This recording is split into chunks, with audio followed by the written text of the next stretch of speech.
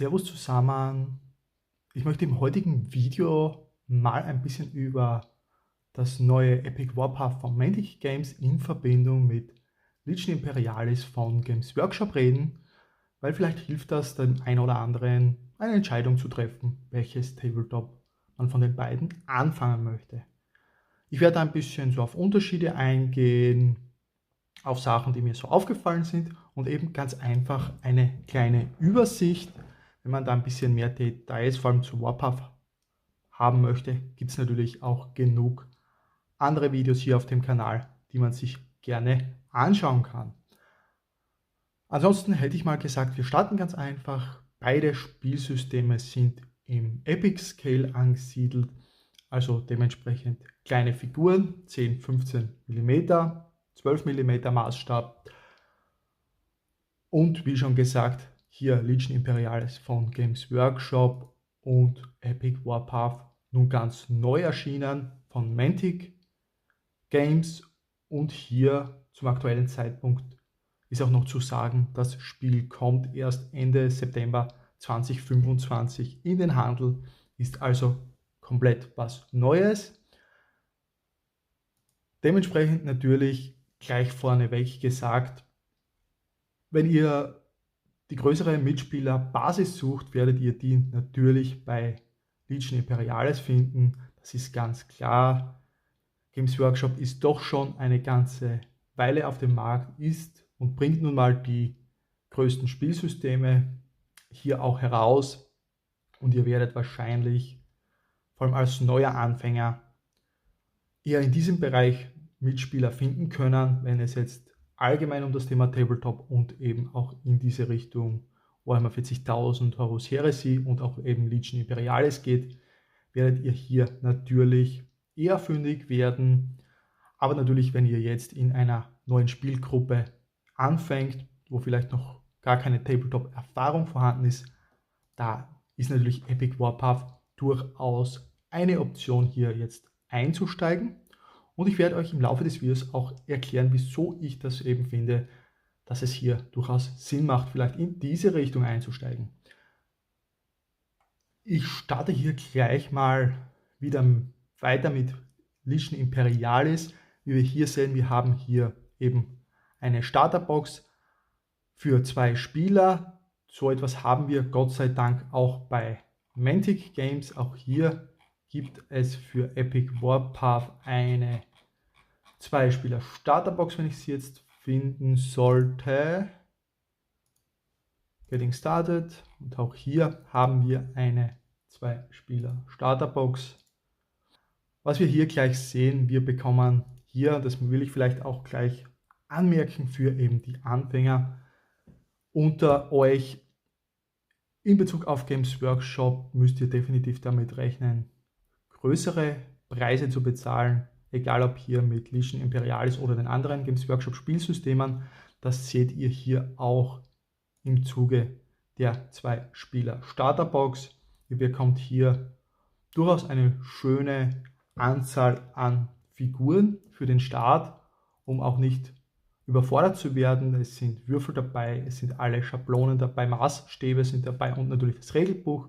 Also alles, was man für den Einstieg in das System braucht.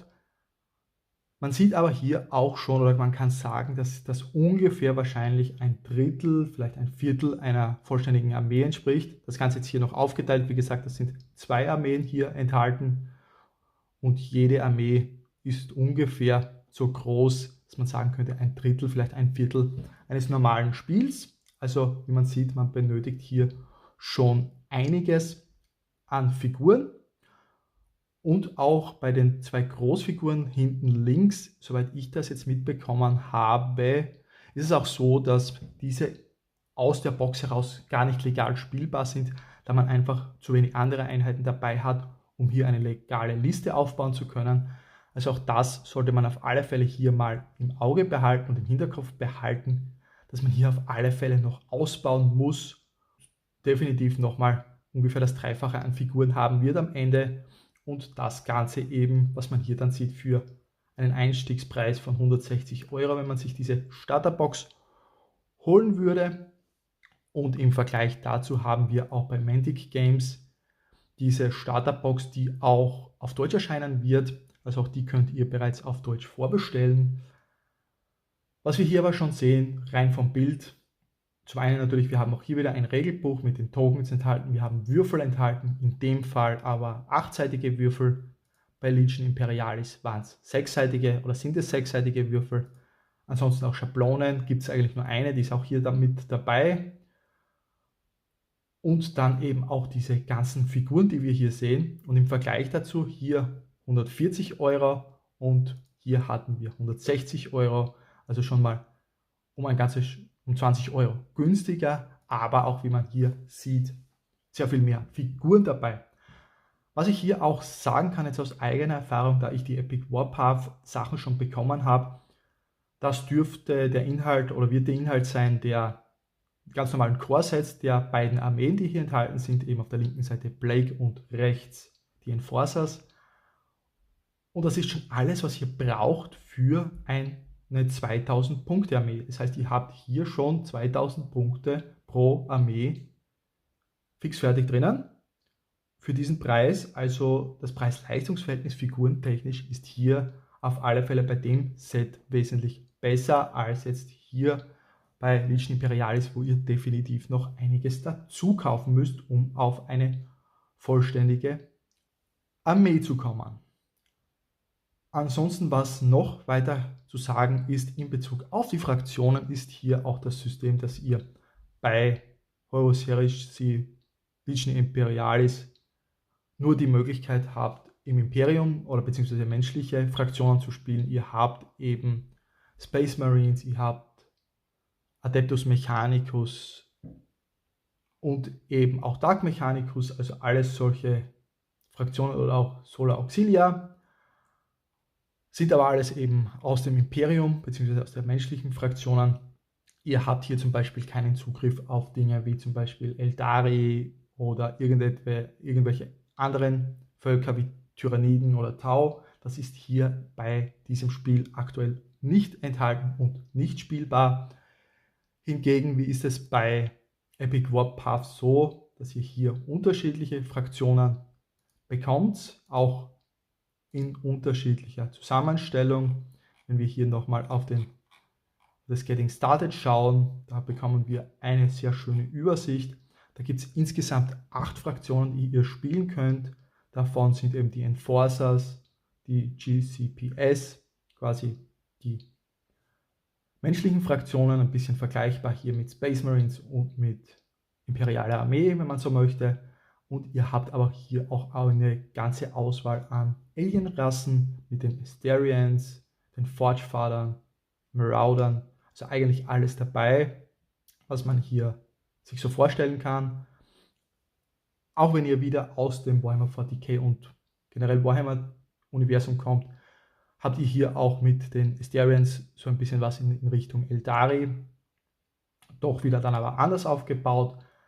Dann die Forgefader sind quasi Space Zwerge und die Wirmin Space Ratten, also auch und hier natürlich bei den Maraudern habt ihr auch wieder Orks dabei, also auch hier alles in allem Sachen, die man auch aus dem Warhammer 40k Universum kennen kann und hier auch die Möglichkeit natürlich diese zu spielen. Was mich jetzt auch dann weiterbringt zum Thema des Hintergrunds, denn hier ist es natürlich so, klarerweise, Legion Imperialis bringt hier mit der ganzen Horus Heresy und dem Warhammer 40k Universum natürlich sehr, sehr viel mehr Hintergrund mit. Wenn euch das natürlich interessiert und vor allem, wenn ihr natürlich am Hintergrund selbst interessiert seid, weil ihr die Bücher vielleicht schon lest, auch wenn ihr das Tabletop selbst noch nicht spielt und noch gar nicht im Hobby seid, dann ist natürlich das wieder wahrscheinlich die bessere Wahl, weil man einfach natürlich das Universum schon kennt und sich hier runter Sachen vorstellen kann, vielleicht auch eben genau deswegen das Spielsystem auch anfangen möchte, weil man eben das Universum cool findet. Auf der anderen Seite natürlich das Universum von Epic Warpath ist natürlich relativ neu. Das ist natürlich auch beim 28 mm System von Mantic so bei Firefight, dasselbe Universum, sind aber Dinge, die natürlich noch nicht so weit ausgearbeitet sind. Ihr habt hier natürlich wesentlich weniger Hintergrund zu diesem Spielsystem als natürlich zur Horus Heresy. Aber das gibt euch natürlich auch wieder die Möglichkeit, hier in etwas ganz Neues reinzuschnuppern, vor allem für jemanden, der vielleicht ein neues Spielsystem sucht. Vielleicht ganz interessant, ein neues Universum eben kennenzulernen oder ansonsten eben für neue Spieler, vor allem auch neue Tabletop-Spieler wiederum, die Möglichkeit hier in ein Universum reinzukommen, das noch nicht ganz so groß ist und hier vielleicht auch den Einstieg dementsprechend einfacher gestaltet. Sonst noch zum Spielablauf funktionieren beide Spielsysteme in gewissen Teilen ähnlich. Ihr habt eben Befehle, die ihr verteilt an eure Einheiten, verdeckt, die werden dann nacheinander aufgedeckt und ausgeführt, sofern diese ausführbar sind. Also da so alles in allem recht ähnlicher Spielablauf bei beiden Spielsystemen. Wenn ich hier dann auch in Zukunft dann bei Epic Warpath noch ein bisschen weiter drauf eingehen werde in anderen Videos, wird sich vielleicht auch der ein oder andere größere Unterschied herausstellen, den beide Spielsysteme haben. Ansonsten vor allem auch bei Epic Warpath, ihr könnt euch das Ganze eben so vorstellen. Ihr verteilt am Anfang jeder Runde an eure Einheiten Befehle verdeckt. Diese werden dann umgedreht und dann abwechselnd ausgeführt. Jeder Spieler macht im Regelfall eine Einheit, dann ist der andere Spieler wieder dran. Dann werden zuerst alle Einheiten bewegt, die sich bewegen können. Dann wird eine Overwatch-Phase durchgeführt, wo gewisse Einheiten eben schießen können, die einen Overwatch-Befehl bekommen haben. Und dann kommt die Combat Phase, wo eben alle Einheiten, die im Overwatch nicht schießen konnten, die Möglichkeit haben, eventuell noch zu schießen oder eben Nahkampfeinheiten oder Einheiten, die sich im Nahkampf befinden, im Nahkampf kämpfen können. Und dann gibt es noch eine Endphase, wo alles aufgeräumt wird, Punkte vergeben werden für Siegpunkte, Szenariopunkte und danach beginnt das Ganze wieder von vorne. Und auch bei Legion Imperialis ist das im Großen und Ganzen recht ähnlich aufgebaut.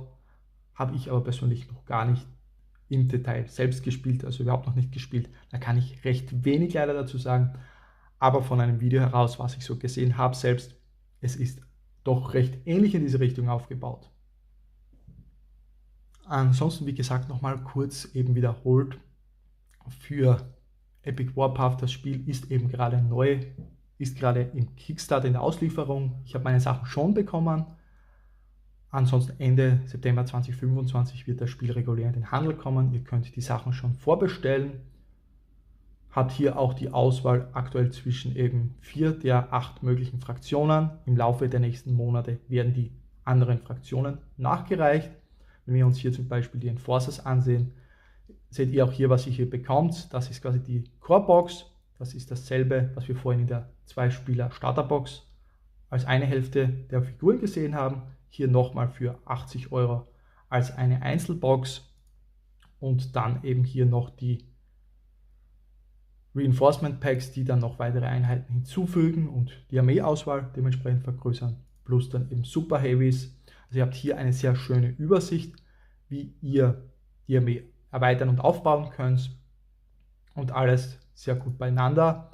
Und wenn wir uns das Ganze jetzt mal anschauen, wenn ich hier auf eine der Fraktionen kommen sollte, Legion Imperialis, schauen wir uns Legion Astartes an, die Space Marines, dann habt ihr hier eben wieder das Starter-Set, das wir uns schon angeschaut haben und dann hier eben eine ganze Reihe einzelner Sets, die ihr kaufen könnt. Da gibt es auch so etwas wie diese Reinforcement Packs, nicht wirklich hier, ja, gibt es sowas Ähnliches vielleicht, aber ansonsten, und ihr seht hier auch schon den Unterschied ein bisschen. Wir hatten hier dann den Preisvergleich vorhin zu den beiden Starterboxen und hier haben wir eben eine Starterbox pro Armee, diese Core-Bags für 80 € und eben für, da sind wir gar keine Euronen, für gut 95 € gibt es dann eben die Reinforcement Packs. Alles, was ihr braucht, auch preislich recht überschaubar. Und wenn wir hier aber schauen, bei eben Legion Imperialis wieder im Vergleich, wie schon gesagt, müsst ihr damit rechnen, mehr Geld auszugeben. Da bekommt ihr hier zum Beispiel für 41 € 4 Panzer und das war's. Das ist natürlich bei weitem noch nicht ausreichend. Ihr müsst hier schon sehr stark erweitern und auch hier seht ihr, für die rund 41 Euro bekommt ihr all diese einzelnen Boxen. Das ist aber bei weitem, wie schon gesagt, nicht ausreichend. Dafür habt ihr natürlich hier, wie es auch schon zu sehen ist, wesentlich mehr auch an Truppenauswahl zur Verfügung, wenn ihr hier ein bisschen mehr Abwechslung haben wollt. Das könnte sich hier natürlich bei Epic Warpath auch noch ändern in der Zukunft. Aber da das Spiel eben gerade erst erscheint, ist es noch recht übersichtlich, was die Fraktionen angeht und die dementsprechenden Einheiten pro Fraktion, die man eben spielen kann. Wie schaut es jetzt bei euch aus, wenn ihr schon das Video so lange geschaut habt? Was interessiert euch von den beiden? Oder seid ihr generell nur an Epic-Spielen interessiert oder spielt ihr eben eines der beiden Spielsysteme bereits selbst und überlegt vielleicht das andere auch noch anzufangen? Schreibt uns das gerne hier in die Kommentare und lasst uns hier ein bisschen diskutieren.